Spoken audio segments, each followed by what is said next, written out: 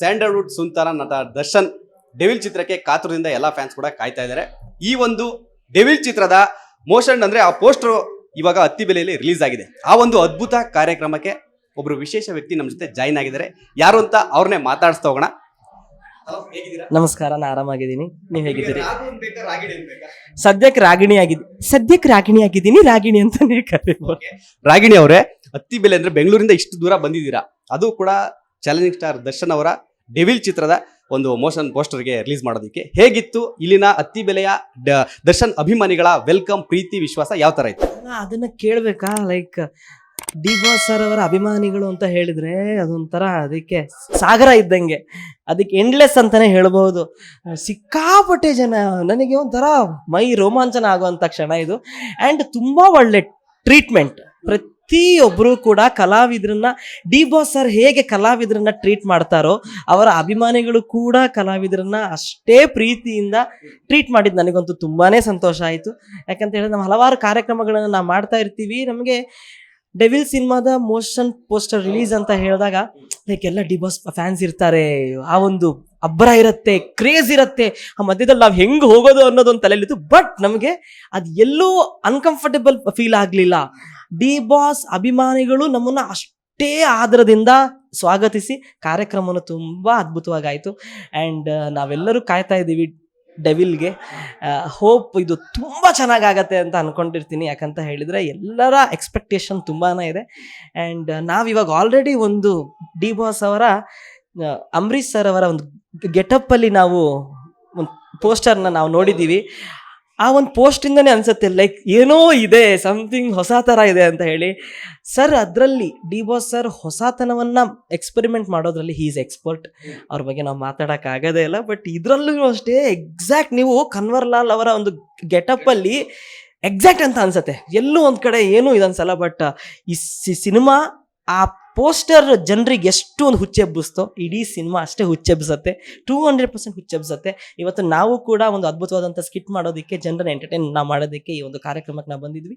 ತುಂಬಾ ಸಂತೋಷ ಆಯಿತು. ಆ್ಯಂಡ್ ಎಲ್ಲರೂ ಕನ್ನಡ ಸಿನಿಮಾನ ಬೆಳೆಸಿ ಉಳಿಸಿ ಕನ್ನಡ ಚಿತ್ರವನ್ನು ಚಿತ್ರಮಂದಿರಕ್ಕೆ ಹೋಗಿ ನೋಡಿ ಅಂತ ಕೇಳ್ಕೊಳ್ಳೋದಕ್ಕೆ ಇಷ್ಟಪಡ್ತೀನಿ.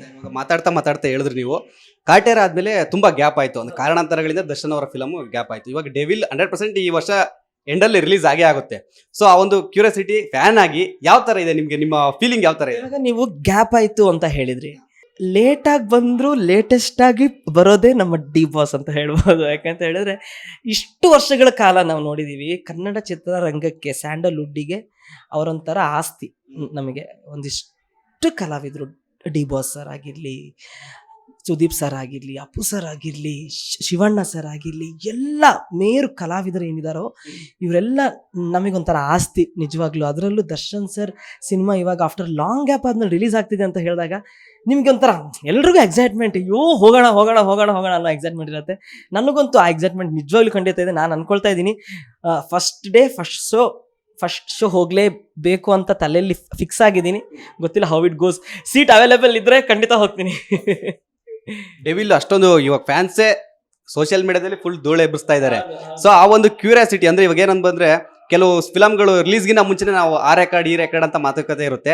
ಡೆವಿಲ್ ಯಾವ ರೆಕಾರ್ಡ್ ಮಾಡ್ಬೋದು ಅಂದ್ರೆ ಆ ತರ ರೆಕಾರ್ಡ್ ಎಲ್ಲ ಚಾನ್ಸ್ ಇದೆಯಾ ಅಂತ. ಯಾಕೆಂದ್ರೆ ಸೋಷಿಯಲ್ ಮೀಡಿಯಾದ ಕೂಡ ರೆಕಾರ್ಡ್ ಇದ್ರದ್ದು ಫ್ಯಾನ್ಸ್ ಕಡೆಯಿಂದ ಹೇಳ್ತಿದ್ದಾರೆ. ಡೆವಿಲ್ ಏನಾದ್ರು ರಿಲೀಸ್ ಆಯ್ತು ಅಂದ್ರೆ ಎಲ್ಲ ರೆಕಾರ್ಡ್ ಬ್ರೇಕ್ ಆಗುತ್ತೆ ಅಂತ. ಅದ್ರ ಬಗ್ಗೆ ಏನ್ ಹೇಳ್ತೀರಾ? ನನಗೂ ಅದೇ ಅನ್ಸುತ್ತೆ. ಯಾಕಂತ ಹೇಳಿದ್ರೆ ನೀವು ಅವಾಗಲೇ ಒಂದು ಮಾತು ಹೇಳಿದ್ರಿ, ಲಾಂಗ್ ಬ್ರೇಕ್ ಅಂತ ಹೇಳಿ. ನಾವು ಯಾವುದೇ ಆದರೂ ಕಾದು ತಿನ್ನೋ ಹಣ್ಣು ತುಂಬ ರುಚಿಯಾಗಿರತ್ತಂತೆ, ಹಸಿದು ತಿನ್ನೋ ಹಣ್ಣು ತುಂಬ ರುಚಿಯಾಗಿರತ್ತಂತೆ. ಸೊ ಹಾಗಾಗಿ ಇಷ್ಟು ದಿನ ಡಿ ಬಾಸ್ ಕಾಯಿಸಿದ್ದಾರೆ ಅಂತ ಅಂದರೆ ಅದರ ಔಟ್ಪುಟ್ 200% ಚೆನ್ನಾಗಿರುತ್ತೆ.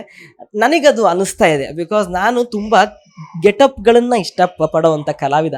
ಆ್ಯಸ್ ಎ ಕಲಾವಿದನಾಗಿ ನಾನು ಹೇಳಬೇಕಂತ ಹೇಳಿದ್ರೆ ದರ್ಶನ್ ಸರ್ ಅವರ ಎಷ್ಟು ಒಳ್ಳೊಳ್ಳೆ ಸಿನಿಮಾ, ನನ್ನ ಪ್ರೀತಿಯ ರಾಮು, ಮೆಜೆಸ್ಟಿಕ್ಕು, ಅದರಲ್ಲೆಲ್ಲ ಅವರ ಕ್ಯಾರೆಕ್ಟರ್ನ ನೋಡೋದೇ ನಮಗೊಂಥರ ಹಬ್ಬ ಅಂತ ಅನಿಸುತ್ತೆ. ಸೊ ಹಾಗಾಗಿ ಇವಾಗ ಈ ಹಿಂದೆ ರಾಬರ್ಟ್ ಸಿನಿಮಾದಲ್ಲಿ ಅದೊಂಥರ ಡಿಫ್ರೆಂಟ್ ಕ್ಯಾರೆಕ್ಟರೈಸೇಷನ್ನು, ಕಾಟೇರದಲ್ಲಿ ಒಂಥರ ಹಳ್ಳಿ ಸೊಗಡು. ಅವರು ಒಂದು ಸಿನಿಮಾಗೆ ಈಕ್ವಲ್ ಆಗಿರಲ್ಲ, ಎಲ್ಲಾ ತರ ಪಾತ್ರವನ್ನ ಮಾಡಿ ಮಾಡಿ ಮಾಡಿ ಹೋದವರು.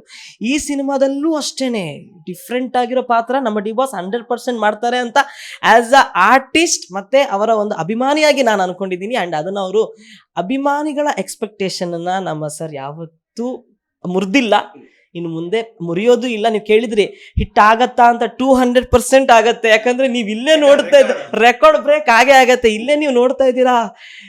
ಆವಾಗಲೇ ಹೇಳ್ದೆ ಗೊತ್ತಾ, ನಾನು ಡಿ ಬಾಸ್ ಸರ್ ಅವರ ಅಭಿಮಾನಿ ಬಳಗ ಅಂತ ಅಂದ್ರೆ ಸಾಗರ ಇದ್ದಂಗೆ. ನನಗೆ ಅದನ್ನ ಇಲ್ಲಿ ಬಂದಾಗ ಎಷ್ಟು ಚೆನ್ನಾಗಿದೆ ಇದು. ಸಂಪಾದನೆ ಮಾಡಿದ್ರೆ ದುಡ್ಡನ್ನ ಎಲ್ಲರೂ ಸಂಪಾದನೆ ಮಾಡ್ಬೋದು, ಆಸ್ತಿ ಊರು ತುಂಬಾ ನೀವು ಮಾಡ್ಬೋದು, ಏನೇನು ಬೇಕಾದ್ರೂ ನೀವು ತಗೋಬಹುದು. ಜನ ಸಂಪಾದನೆ ಮಾಡೋದಿದೆಯಲ್ಲ, ನಿಜವಾಗ್ಲೂ ಕಷ್ಟದ ಕೆಲಸ. ಸುಮ್ಮನೆ ಯಾರೋ ಫ್ಯಾನ್ ಆಗಲ್ಲ ಕಣ್ರಿ. ಆ ಮನುಷ್ಯನಲ್ಲಿ ಒಳ್ಳೆ ಗುಣ ಇದ್ರೆ ಅಷ್ಟೇ ಅವರಿಗೆ ಫ್ಯಾನ್ ಆಗೋಕ್ಕಾಗೋದು.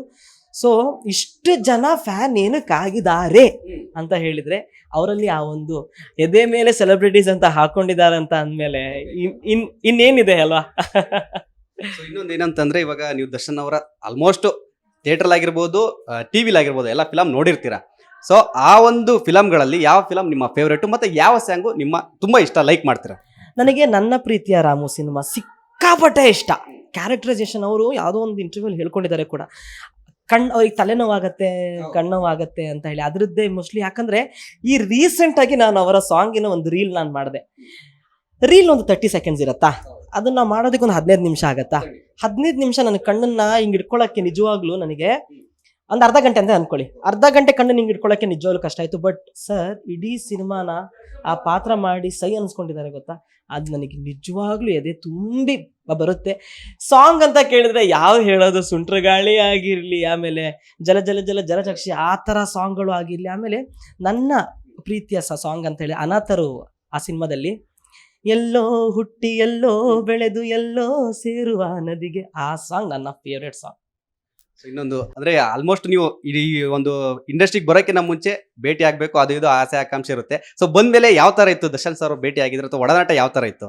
ನಾನು ಒಂದ್ಸಲಿ ದರ್ಶನ್ ಸರ್ ಅವ್ರನ್ನ ನಾ ಭೇಟಿ ಆದೆ ಒಂದು ಸಂದರ್ಭದಲ್ಲಿ.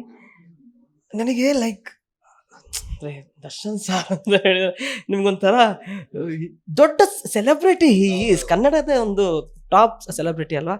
ನನಗೆ ಒಂಥರ ಪಕ್ಕ ಪಕ್ಕ ಪಕ್ಕ ಪಕ್ಕ ಆಗ್ತಾ ಇತ್ತು. ಸರ್ ನಮಸ್ತೆ. ನಾನು ಎಷ್ಟು ಎಕ್ಸೈಟ್ಮೆಂಟಲ್ಲಿ ನರ್ವಸಲ್ಲಿ ಹೋದ್ನೋ, ಅವರು ಒಂದು ಸೆಕೆಂಡಲ್ಲಿ ಆ ನರ್ವಸ್ನ ಕಮ್ಮಿ ಮಾಡಿಬಿಟ್ರು. ಅವ್ರು ಹಗ್ ಮಾಡಿ ನನ್ನನ್ನು ಟ್ರೀಟ್ ಮಾಡಿದ್ದಾಗಿರಲಿ, ನಮ್ಮ ಟೀಮ್, ನಮ್ಮ ತಂಡ, ನನ್ನ ಗಿಲಿ ತಂಡನ ಟ್ರೀಟ್ ಮಾಡಿದ್ದಾಗಿರಲಿ, ಅವರು ಪ್ರತಿಯೊಂದು ಸ್ಕಿಟ್ಗಳನ್ನು ಹೆಸರು ಹೇಳ್ತಾ ಇದ್ರು. ನಿಮ್ಮ ಸ್ಕಿಟ್ ನಾವು ನೋಡ್ತೀವಿ, ಎಂಜಾಯ್ ಮಾಡ್ತೀವಿ ಅಂತ ಹೇಳ್ತಾ ಇದ್ರು.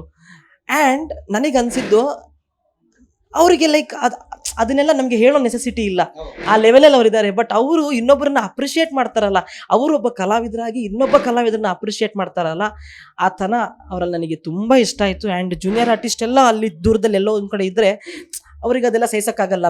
ಬಿಸಿಲಲ್ಲಿ ಯಾರೋ ನಿಂತ್ಕೊಂಡಿದ್ರೆ ಅವ್ರಿಗೆ ಅದನ್ನು ಅದನ್ನೆಲ್ಲ ದೂರದಿಂದನೇ ಅಬ್ಸರ್ವ್ ಮಾಡ್ತಾ ಇದ್ದೆ.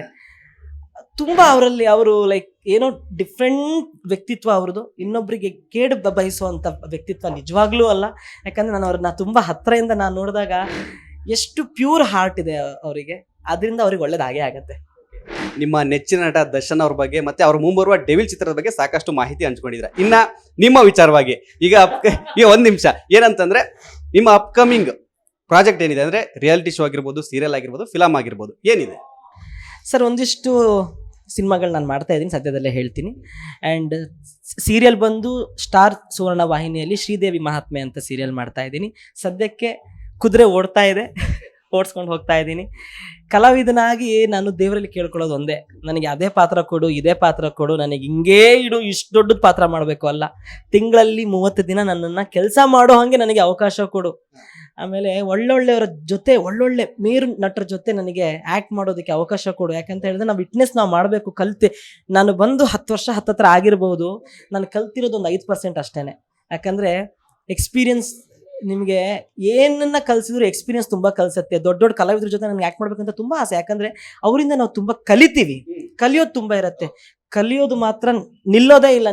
ನೀವು ಸಾಯೋ ತನಕನೂ ಕಲಿಯೋದು ಇದ್ದೇ ಇರುತ್ತೆ. ನನಗೆ ಅದೊಂದು ಆಸೆ, ಹೊಸತನವನ್ನು ಕಲಿಬೇಕು, ಹೊಸ ಹೊಸ ಪಾತ್ರಗಳನ್ನು ನಾನು ಮಾಡಬೇಕು. ಇಷ್ಟು ವರ್ಷ ನಾನು ರಾಗಿಣಿಯಾಗಿ ನಾನು ಮಾಡಿದ್ದೀನಿ, ನಾ ಇರೋ ತನಕ ರಾಗಿಣಿಯಾಗಿ ನಾನು ಮಾಡ್ತೀನಿ. ಏನಕ್ಕೆ ಅಂತ ಹೇಳಿದ್ರೆ, ಕಲಾವಿದನಾಗಿ ನಾನು ಇಂಡಸ್ಟ್ರಿಗೆ ನಾನು ಬಂದಿದ್ದೀನಿ ಅಂತ ಅಂದಾಗ ನನ್ನ ನಟನ ಧರ್ಮ ಏನು ಅಂತ ಹೇಳಿದ್ರೆ, ನಾನು ಇದನ್ನೇ ಮಾಡ್ತೀನಿ ಹೇಳೋದಲ್ಲ.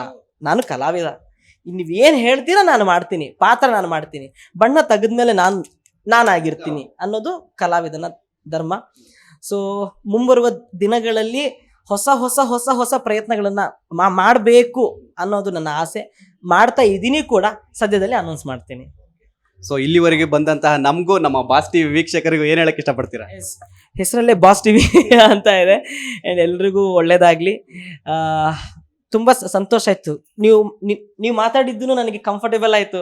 ನಾನು ಯಾವುದೇ ಹಿಂಜರಿಕೆ ಇಲ್ಲದೆ ನಾನು ಮಾತಾಡಿದೆ. Thank you so much. ಯಾಕಂತ ಹೇಳಿದ್ರೆ, ಯಾರಾದರೂ ಮಾತಾಡಿಸ್ತಾರೆ ಕ್ಯಾಮ್ರಾ ಇಟ್ಕೊಂಡು ಬಂದರು ಅಂತಂದ್ರೇ ಸ್ವಲ್ಪ ಕೆಳಗಿಂದ ಬೆಳ್ತೀನಿ ಕಡೆ ಆಗುತ್ತೆ, ಏನೇನು ಕೇಳ್ಬಿಡ್ತಾರೋ ಅಂತ. But you made me comfortable and thank you so much. And ಎಲ್ರಿಗೂ ಒಳ್ಳೇದಾಗಲಿ. ನಾನು ಎಲ್ರಿಗೂ ಹೇಳೋದಷ್ಟೇ, ಇನ್ನೊಬ್ಬರನ್ನ ನಗಿಸಿ, ಇನ್ನೊಬ್ಬರನ್ನ ನೋಡಿ ನಗಬೇಡಿ. That's it. Thank you so much. Love you all. ನಮಸ್ತೆ. ನಮ್ಮ ಬಾಸ್ ಟಿವಿ ವೀಕ್ಷಕರ ಜೊತೆ ನಮ್ಮ ಜೊತೆ ಸಾಕಷ್ಟು ವಿಚಾರಗಳನ್ನ ಹಂಚ್ಕೊಂಡಿದ್ದೀರಾ. ನಿಮಗೂ ಕೂಡ ಅಷ್ಟೇ, ನಿಮ್ಮ ಮುಂಬರುವ ಪ್ರಾಜೆಕ್ಟ್ಗಳು ಒಳ್ಳೇದಾಗ್ಲಿ, ಸಾಕಷ್ಟು ಪ್ರಾಜೆಕ್ಟ್ಗಳು ನಿಮಗೆ ಸಿಗ್ಲಿ ಅನ್ನೋದು ಕೂಡ ನಮ್ಮ ವಿಶ್ವಾಸ ಆಗಿರುತ್ತೆ. Thank you. ಲೇಟೆಸ್ಟ್ ಹಾಗೂ ಇಂಟ್ರೆಸ್ಟಿಂಗ್ ಸುದ್ದಿಗಳಿಗಾಗಿ ಬಾಸ್ ಟಿವಿ ಕನ್ನಡ ಚಾನೆಲ್ನ ಸಬ್ಸ್ಕ್ರೈಬ್ ಮಾಡಿ. ಹಾಗೆಯೇ ಬೆಲ್ ಐಕಾನ್ ಪ್ರೆಸ್ ಮಾಡಿ. ಇದರ ಜೊತೆಗೆ ಫೇಸ್ಬುಕ್, ಇನ್ಸ್ಟಾಗ್ರಾಮ್, ಎಕ್ಸ್ ನಲ್ಲೂ ಮಿಸ್ ಮಾಡದೆ ಫಾಲೋ ಮಾಡಿ.